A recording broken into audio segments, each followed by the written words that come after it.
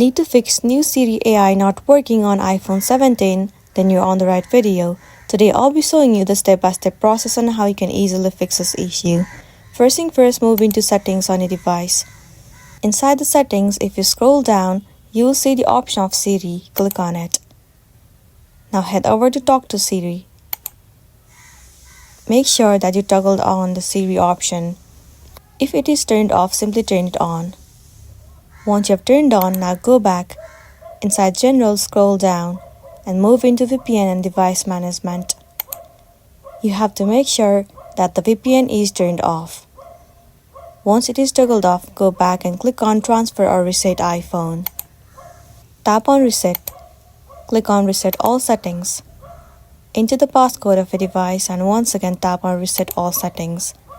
Once done, move into Home page and tap and hold this assistive touch. Click on Restart. Most of the time, restarting a device might also fix the issue, and then you'll be good to go.